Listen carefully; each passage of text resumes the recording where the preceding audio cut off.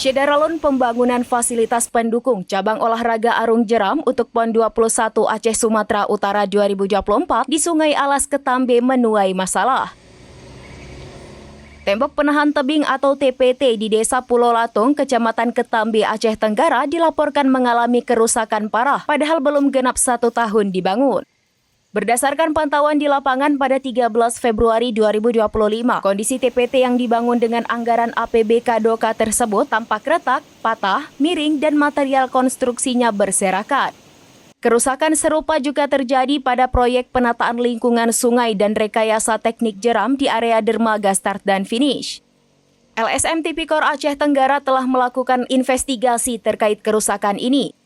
Menurut organisasi tersebut, proyek yang dikerjakan pada 2024 itu menunjukkan indikasi penyimpangan, mengingat kerusakan terjadi dalam waktu singkat setelah pembangunan. LSM ini pun mendesak aparat penegak hukum untuk segera melakukan penyelidikan. Upaya konfirmasi ke Dinas Perumahan Rakyat, Kawasan Permukiman dan Pertahanan Aceh Tenggara dialihkan kepada pejabat pembuat teknis kegiatan atau PPTK proyek. Namun hingga berita ini diturunkan, pihak PPTK belum memberikan tanggapan meski telah dihubungi melalui berbagai saluran komunikasi.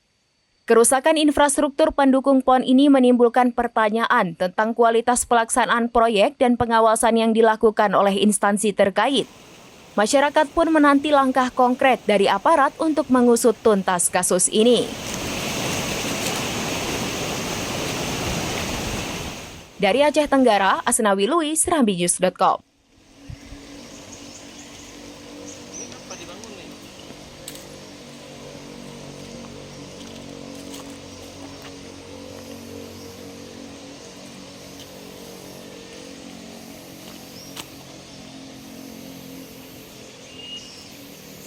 Download Tribun X sekarang, menghadirkan lokal menjadi Indonesia.